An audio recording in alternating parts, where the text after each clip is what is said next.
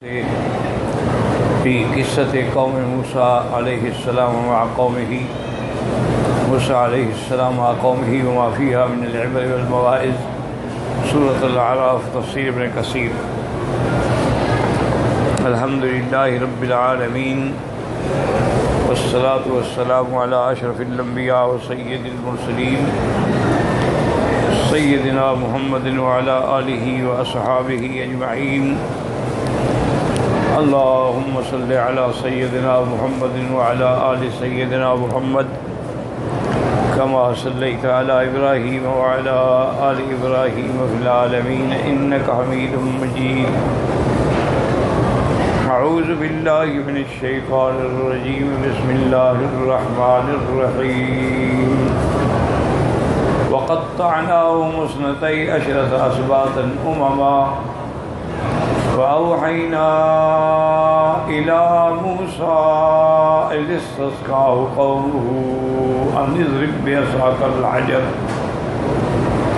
فانبجست منه اثنتا عشرة عينا قد علم كل أناس مشربهم وظللنا عليهم الغمام وأنزلنا عليهم المن والسلوى كلوا من طيبات ما رزقناكم وما ظلمونا ولكن كانوا أنفسهم يظلمون. وإذا قيل لهم اسكنوا هذه القرية وكلوا منها حيث شئتم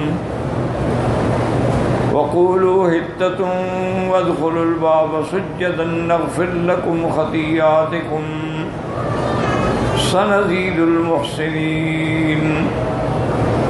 فبدل الذين ظلموا منهم قولا غير الذي قيل لهم فأرسلنا عليهم رجزا من السماء بما كانوا يظلمون. واسألهم عن القرية التي كانت حاضرة البحر إذ يعدون في السبت إذ تأتيهم حيتانهم يوم سبتهم شرعا ويوم لا يسبتون لا تأتيهم كذلك نبلوهم بما كانوا يفسقون. اللہ تبارک و تعالی نے کلام مقدس کی ان آیات مبارکہ میں جو سورۃ الاعراف کی آیات ہیں اور قوم موسیٰ علیہ السلام کا احوال ہے، اس میں اللہ فرماتے ہیں وَقَطَّعْنَاهُمْ اثْنَتَيْ عَشْرَةَ أَسْبَاطًا أُمَمًا، ہم نے ان کو 12 فرقے بنا دیا، 12 جماعتیں بنا دیا۔ اصل میں موسیٰ علیہ السلام کی قوم میں کچھ لوگ وہ بھی آئے ہیں جو حضرت یعقوب علیہ السلام کے ایک بیٹے تھے لاوی، اس کی اولاد تھی۔ تو اب آپس میں قوموں کے اختلاف ہونے کی وجہ سے ایک تو اختلاف ہوتا اور دوسرا یہ ہے کہ اتنی شدید قحط تھی کہ پانی نہیں ملتا۔ اللہ تبارک و تعالی نے موسیٰ علیہ السلام کو حکم فرمایا کہ موسیٰ علیہ السلام اضرب بعصاک الحجر، یہ پتھر جو ہے وہ کہتے ہیں خاص پتھر تھا، اس پر آپ اپنا عصا ماریں۔ موسیٰ علیہ السلام نے اس پتھر پہ جب عصا مارا تو اس سے 12 چشمے پھوٹ پڑے۔ تو موسیٰ علیہ السلام نے ان کو فرما دیا کہ بھی ہر اسباط، ہر سبت، ہر جماعت جو ہے وہ ایک چشمہ اپنا الگ کر تاکہ جھگڑا نہ۔ 12 اسباط تھے اور 12 چشمے جاری۔ جیسے کہ میں نے پہلے بھی دروس میں عرض کیا تھا کہ ہر صورت میں، ہر واقعے میں ایک عمود ہوتا ہے۔ عمود کا معنی کیا ہوتا ہے؟ ستون۔ آپ نے دیکھا جب خیمہ لگاتے ہیں درمیان میں ستون ہوتا ہے، اسی پر وہ خیمہ جو ہے قائم ہوتا ہے۔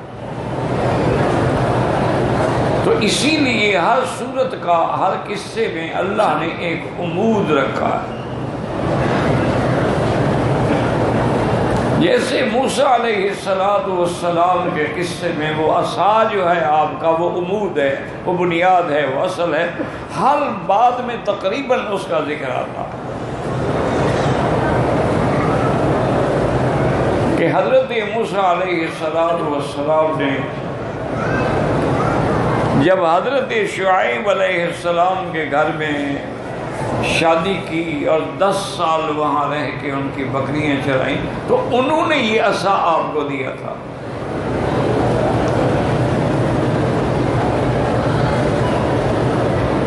اور بعض علماء اور مفسرین نے کتب متقدمہ روایات اسرائیلیہ سے یہ لکھا ہے کہ یہ دراصل یہ عصا جو ہے یہ حضرت آدم علیہ السلام سے چلا رہا تھا۔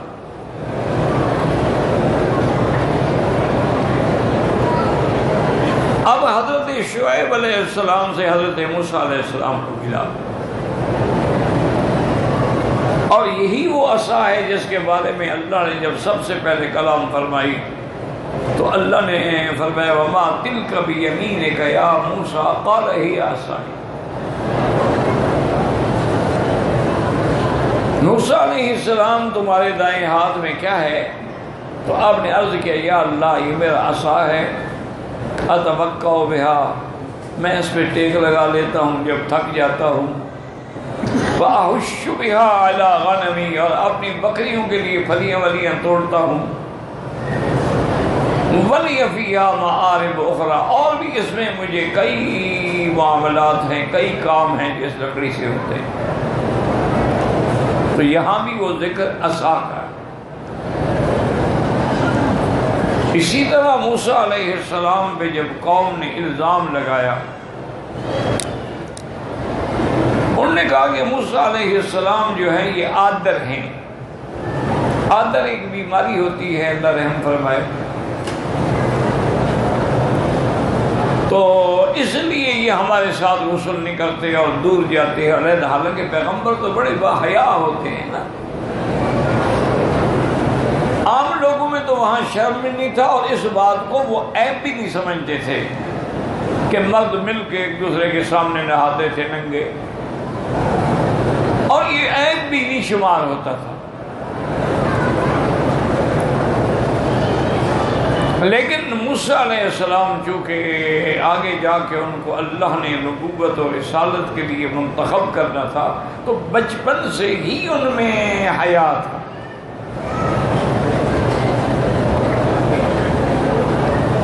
جیسے میرے آقا رحمت دو جہاں صلی اللہ علیہ وسلم ابھی نبوت نہیں ملی تھی، جب یہ کعبے کی تعمیر ہو رہی تھی، حضور صلی اللہ علیہ وسلم عین جوانی تھی، 25 سال کی عمر تھی،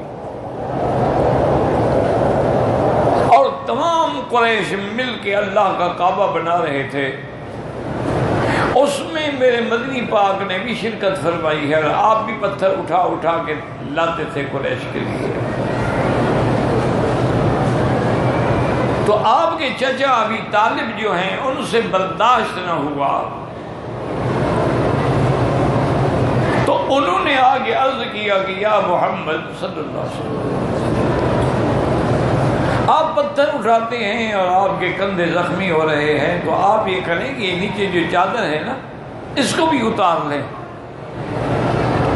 اور اس چادر کا بھی ایک اور تہ بنا کے رکھ لیں تاکہ آپ کو پتھر اٹھانے میں آسانی ہوگی۔ اب حضور نے ایک چادر تو رکھی ہوئی تھی، دوسری چادر اتار تو آپ ننگے ہو جاتے، لیکن عرب میں کوئی عیب نہیں تھا، یعنی کعبہ بن رہا ہے اور وہ جناب ننگے ہیں۔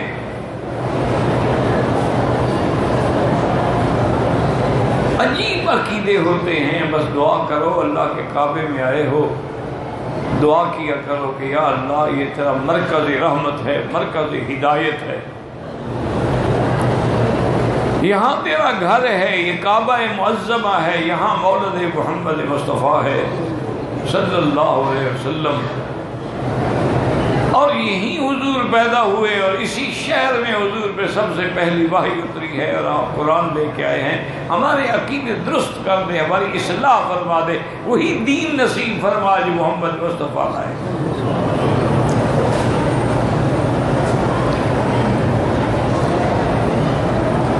تو حضور صلی اللہ علیہ وسلم نے انکار فرمایا. انہوں نے کہا یا امی منی استحی, مجھے حیا آتی ہے کہ میں لوگوں کے سامنے کپڑے اتاروں.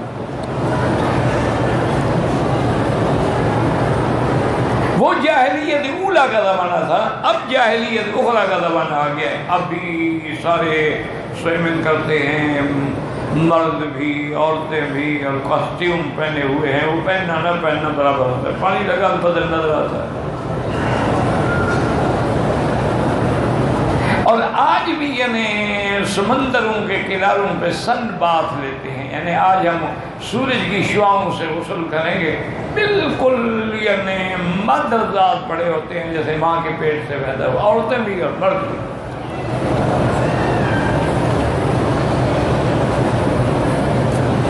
وہی ہے نا, وہ جاہلیت اولا تھی, یہ جاہلیت اخرى کا دور ہے. حضور باغ نے فرمایا کہ یا امی استحی, مجھے حیا آتی ہے. انہوں نے کہا کیا کہہ رہے ہو تم, جوان آدمی ہو اور جوان کے لیے کپڑے اتارنے کا کیا فرق پڑتا ہے. جلدی سے انہوں نے چادر پکڑی اور کھینچا چادر کو کہ میں کھول دوں. باپ کی جگہ تھے نا ابھی طالب, آپ کی کفالت کی انہوں نے, ویسے بھی حقیقی چچا تھے. لیکن اغمی علی رسول اللہ, حضور فوراً گر گئے بے ہوش ہو گئے. مجبوراً ابی طالب نے چھوڑ دیا. تو انبیاء جو ہیں وہ بہت با حیا ہوتے ہیں. یاد رکھو, بے حیا بھی کوئی انسان ہے, مرد ہو یا عورت ہو. اصل تو حیا ہے. اذا لم تستحی فاصنع ما شئت, کہ جب حیا نہ رہے تو جو چاہو کرو.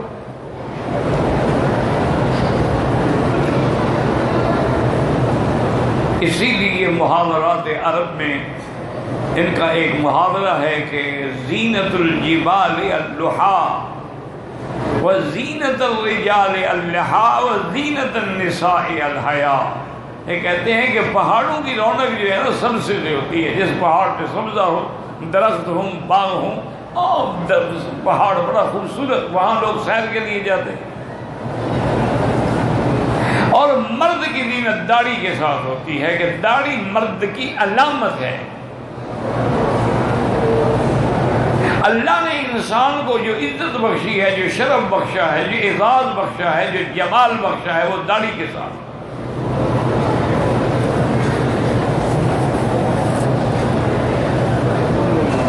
تو وہ کہتے ہیں کہ مرد کی زینت جو ہے وہ داڑھی ہے. اور یاد رکھیں میرے بھائی جو داڑھی منڈاتے ہیں, اللہ ہدایت دے, کہ اگر داڑھی جمال نہ ہوتا, حسن نہ ہوتا, خوبصورتی نہ ہوتی, تو اللہ اپنے نبی کو داڑھی کیوں دیتے؟ اور 1 لاکھ یا جتنے بھی انبیاء گزرے ہیں سب کی داڑھی. اور فرنچ کٹ بھی نہیں داڑھی کے مشین سے نکال لی اور داڑھی رکھی ہوئی ہے میں نے, نہیں. لا تاخذ بلحیتی ولا براسی. حضرت ہارون نے کہا تھا کہ بھائی جان میری داڑھی تو نہ پکڑو. مقصد اتنی بڑی تو تھی نا کہ داڑھی پکڑی جا سکے.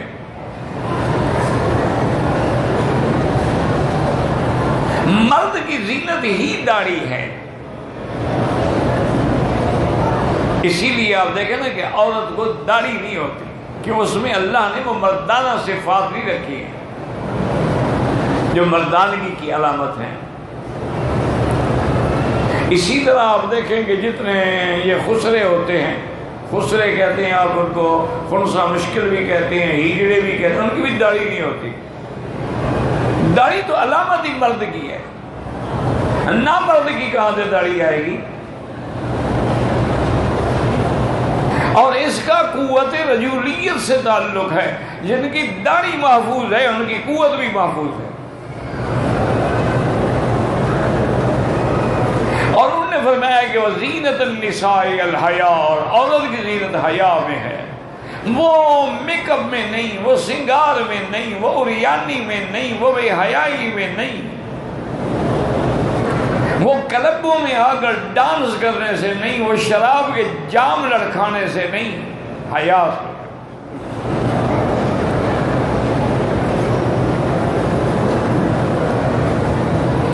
اور انبیاء کی شان تو اتنا بلند ہے کہ صحابہ کہتے ہیں حضور تو اشد حیاء من العذراء فی خدرہا، حضور تو ایک کنواری لڑکی جس کی شادی ہو نا تو وہ دلہن بن کے جب بیٹھی ہوتی ہے اس عروس کے، اس سے بھی زیادہ باحیا تھے۔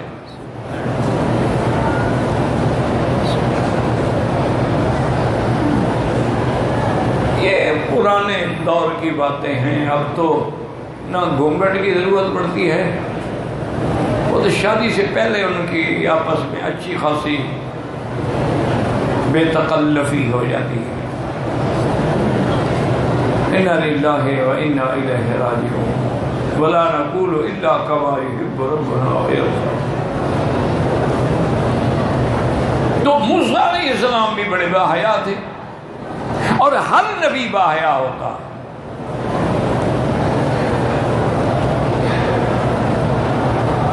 ایک دن آپ تشریف لے گئے، پہاڑوں میں ایک چشمہ تھا، وہاں جا کے غسل فرماتے تھے لوگوں سے دور، اور کپڑے اتار کے آپ نے پتھر پہ رکھے اور چشمے میں آپ اتر گئے، غسل کرنے لگے۔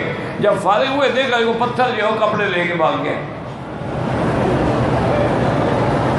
موسیٰ علیہ السلام اس پتھر کے پیچھے بھاگ رہے ہیں، فرمایا صوبی حجر صوبی حجر، اوے میرا کپڑے کہاں لے جا رہے ہو؟ اور وہ وہاں آ کے رکا جہاں دشمنوں کی مجلس لگی ہوئی تھی، وہاں آ کے کھڑا ہوا۔ ان نے دیکھا، انہوں نے کہا موسیٰ علیہ السلام میں تو کوئی عیب نہیں ہے، ہم تو جھوٹ بولتے رہے۔ حضرت موسیٰ علیہ السلام نے عصا کو مارا تو اس پتھر میں نشان بھی پڑ گیا۔ یہ بھی قرآن میں ہے، کوئی الف لیلہ نہیں۔ یا ایھا الذین آمنوا لا تکونوا کالذین آذوا موسیٰ فبرأہ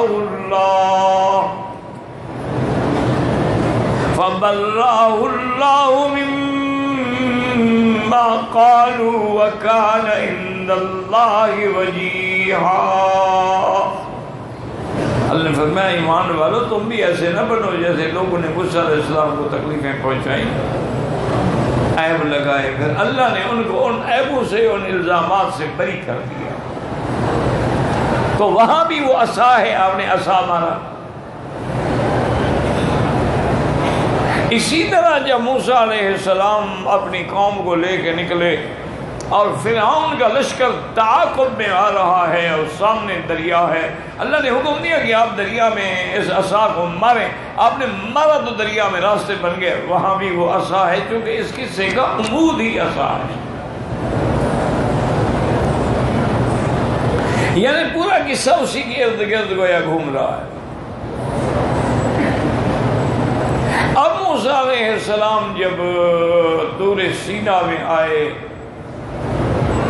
اب جناب یہاں پر بھی وہی مشکل میں قوم پڑی کہ پانی نہیں ہے، تو اللہ نے حکم دیا اضرب بعصاک الحجر، اس پتھر پہ اپنا عصا مار۔ یہ بھی معجزات انبیاء ہوتے ہیں۔ ہم دیکھیں نا جیسے حضرت ابراہیم علیہ السلام جس پتھر پہ کھڑے ہوئے اس میں وہ پاؤں کا گویا کہ ایک قسم کا نشان پڑ گیا، حالانکہ پتھر پہ کیسے آپ 2 سال کھڑے رہے مجالے کو نشان پڑے۔ یہ بھی معجزہ ہوتا ہے نبی، تاکہ وہ پتھر پہچانا جا سکے، پتہ لگ سکے کہ وہ کون سا پتھر ہے۔ اب جب 12 چشمے بن گئے، تقسیم ہو گئے، اب ایک مسئلہ یہ بھی تھا کہ بھئی پانی کا انتظام تو ہو گیا، لیکن نہ تو سایہ تھا، صحرا ہے نا، صحرا سینا مشہور ہے، اب بھی ہے۔ یہ دنیا میں صحرا نجد، صحرا سینا، تو انہوں نے پھر اللہ تعالیٰ سے دعا کی، تو اللہ نے فرمایا موسیٰ علیہ السلام آپ کی دعا ہم قبول کرتے ہیں، اور ہم بادلوں کا سایہ رکھیں گے ہمیشہ، ان کو دھوپ لگے گی نہیں۔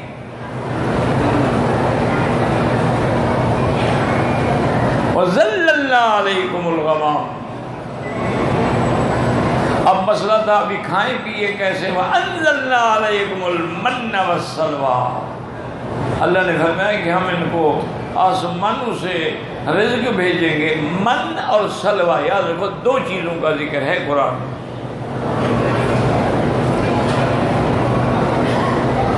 من کہتے ہیں ترنجبین، ترنجبین ایک طبی لفظ ہے، یعنی ایک گوند کی شکل ہوتی ہے لیکن وہ بہت میٹھا ہوتا ہے۔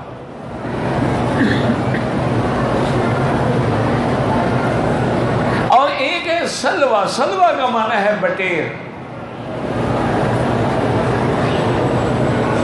یہ ضروری نہیں کہ بٹیر ہی ہو، بٹیر جیسا ایک پرندہ تھا، وہ بھنا ہوا اوپر سے گوشت آ جاتا تھا، اور میٹھے کے لیے وہ ترنجبین ہے، اور ساتھ گوشت ہے، اور چشمے کا پانی ہے، اور آسمانوں پہ بادل ہے۔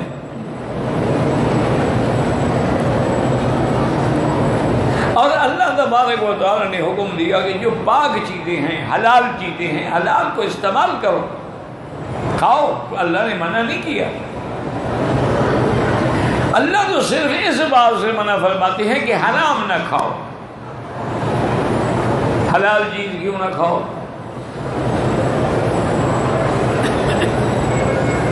اور اس کے بعد اسی آیت مبارک میں ہے، اور یہ تفصیل جو ہے نا سورۃ البقرہ میں بھی اور سورۃ المائدہ میں بھی گزری ہے۔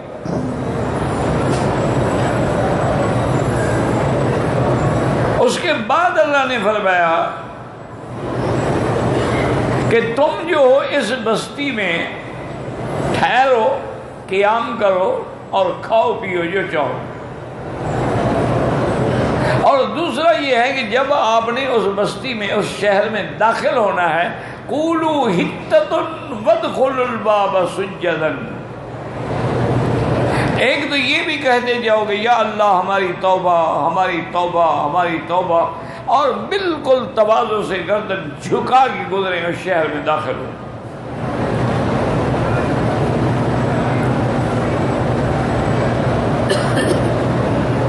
اور اگر تم اللہ کے ان احکامات میں چلو گے تو اللہ نے فرمایا میرا وعدہ ہے سنزید المحسنین، ہم احسان کرنے والوں کو اور زیادہ دیتے ہیں۔ تم اگر اللہ کی نعمتوں کو حلال میں خرچ کرو، اللہ کی دی ہوئی قوتوں کو حلال میں خرچ کرو، اور اللہ کی نعمتوں پہ شکر ادا کرو، اللہ اور دیتے ہیں، وہ ختم نہیں ہوتا۔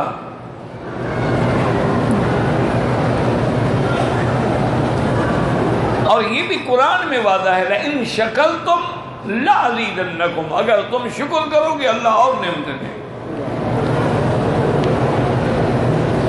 اور یہ بھی یاد رکھیں کہ شکر کا معنی یہ نہیں ہوتا کہ آدمی کہتے اللہ کا جی بڑا شکر ہے، بڑا احسان، یہ شکر نہیں ہوتا۔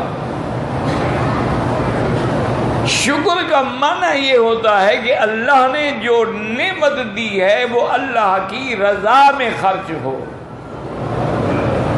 اللہ نے آنکھیں دی ہیں، کعبہ دیکھو، روضہ دیکھو، مدینہ دیکھو، قرآن دیکھو، یہ نہیں کہ دوسروں کی عورتوں کو دیکھو۔ یہ شکر ہے۔ اللہ نے پاؤں دیے ہیں تو نیکی کے کام میں چلے۔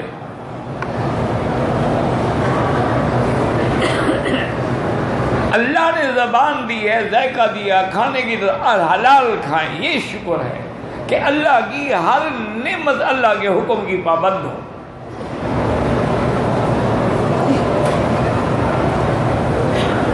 اور دوسرا یہ ہے کہ جن جن چیزوں سے اللہ نے روکا ہے اس سے رک جاؤ، یہ ہوتا ہے شکر۔ اور اس کے بعد یہ تو بالکل ادنا درجہ ہے کہ ہر نعمت کے بعد الحمدللہ بھی کہو، پانی پیو، کھانا کھاؤ، الحمدللہ الذی اطعمنا وسقانا وجعلنا من المسلمین، کپڑا پہنو الحمدللہ الذی کسانا من الارى،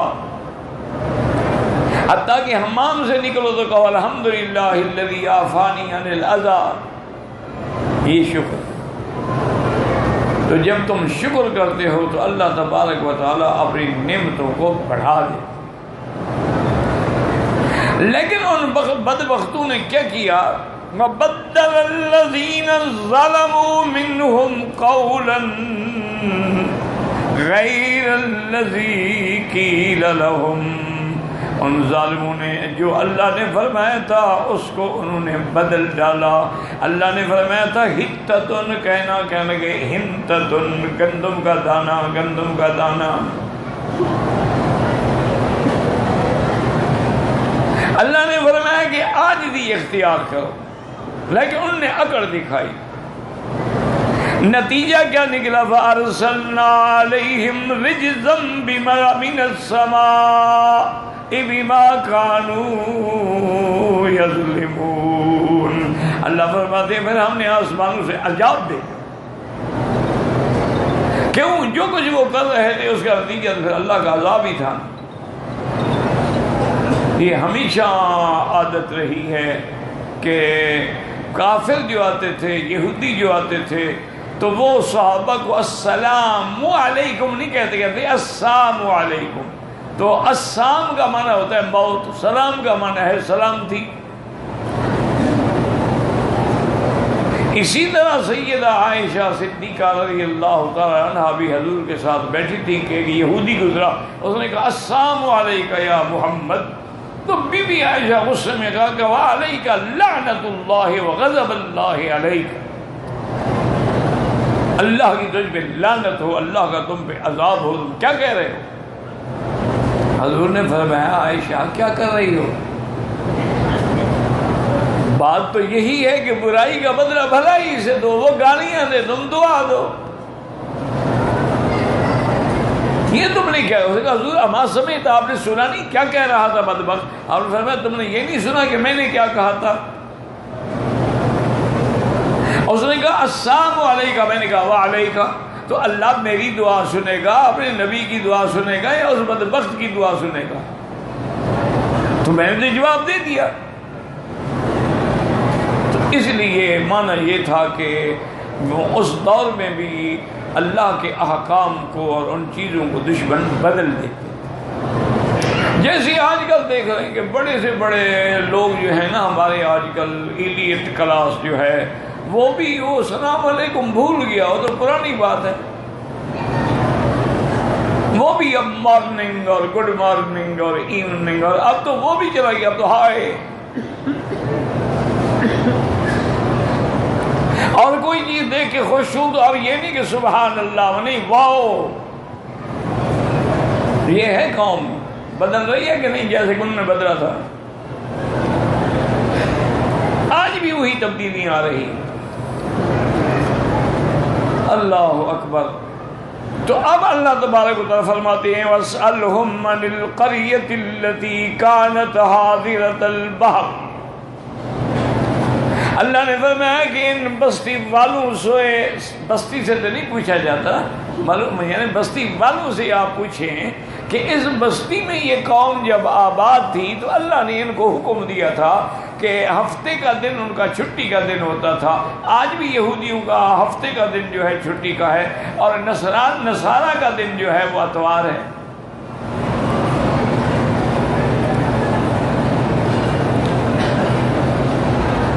اب تو خیر مسلمان بھی وہی اتوار کا ہی چھٹی کرتے ہیں، اور یہ بھی کبھی غور نہیں کیا کہ یہ اتوار جو ہے یہ سنڈے ہے، یعنی یہ سورج دیوتا.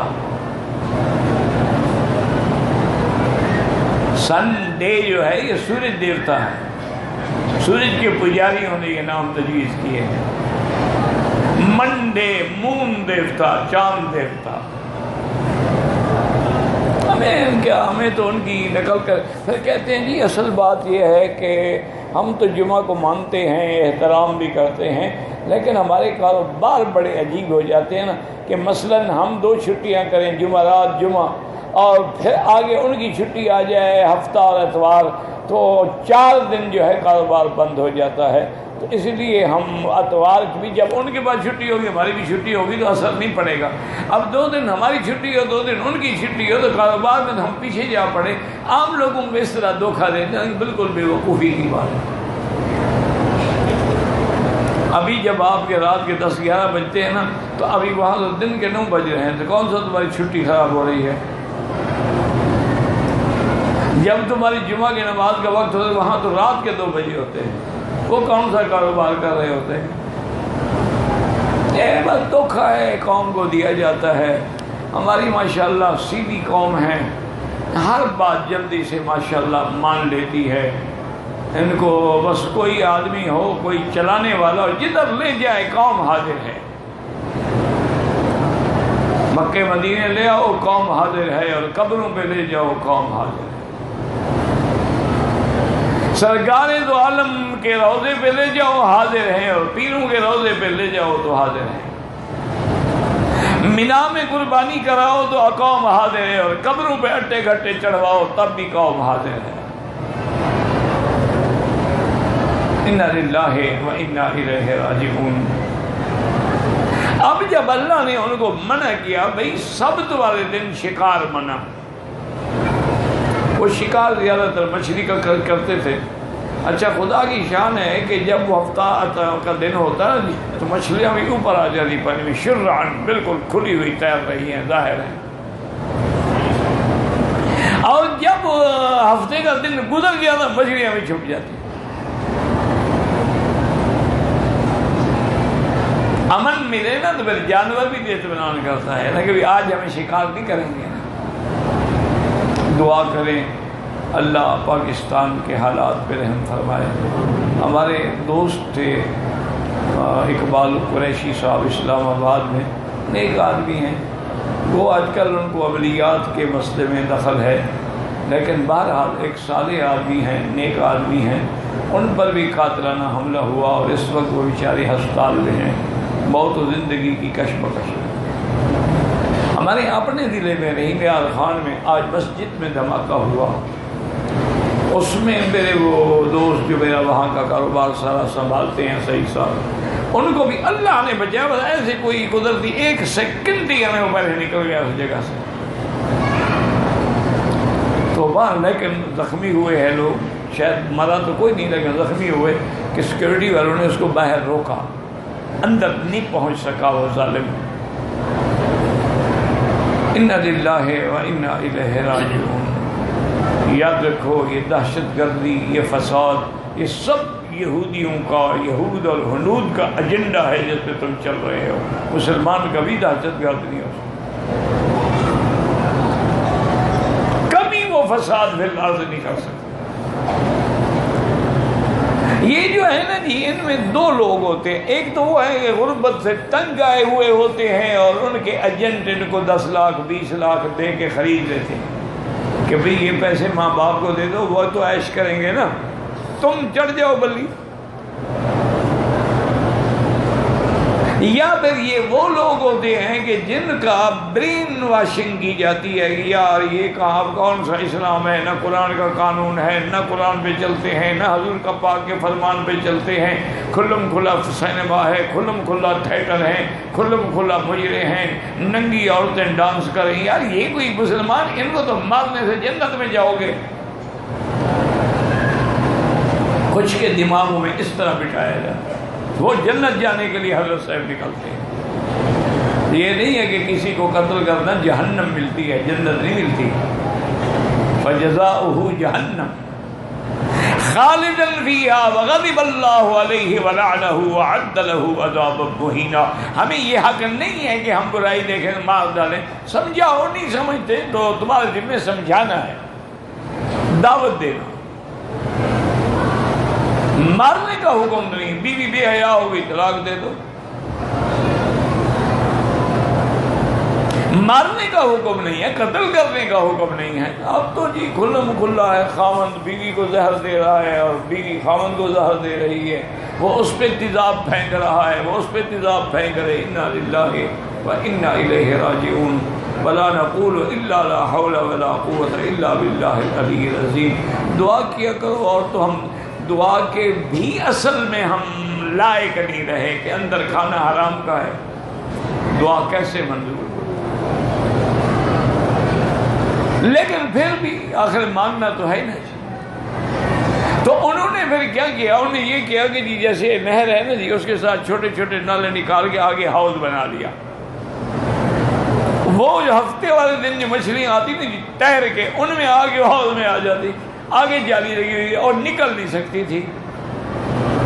وہ کہتے دیکھو جی اللہ نے فرمایا نا کہ ہفتے کو شکار نہ کرو، ہم بھی تو نہیں کرتے، ہم تو اتوار کو جا کے کرتے ہیں. تو انہوں نے اللہ کے احکام کو بدل ڈالا. جیسے آج بھی مسلمان کہتا ہے کہ قرآن میں جو شراب ہے وہ ہے حرمت علیکم المیتۃ والدم ولحم الخنزیر، اور ایک جگہ انما حرم علیکم والخمر والمیسر. وہ کہتے ہیں وہ تو خمر ہے، وہ حرام ہے نا. خمر وہ ہوتا ہے جو انگوروں سے نکالا جائے. ہم تو جناب وسکی پیتے ہیں، اسکاچ پیتے ہیں، شیمپین پیتے ہیں، یہ وہ خمر تھوڑا ہے.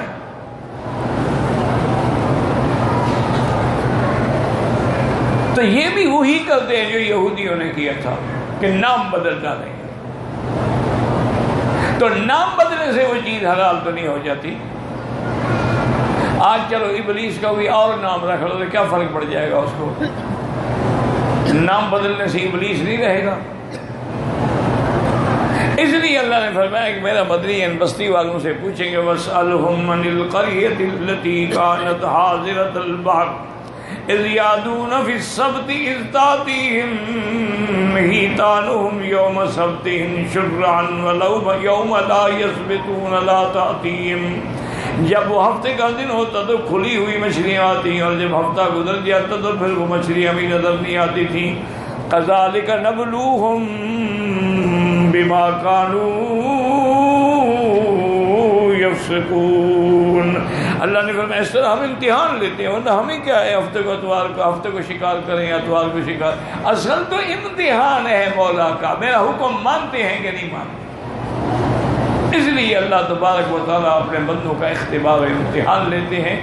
اور تم تو یہ دعا کیا کرو جیسے حضور نے سکھلائی ہے، اللہم سلمنا ولا تسلمنا وامنحنا ولا تمتحنا. یا اللہ ہم پہ احسان فرما، امتحان کے ہم قابل نہیں.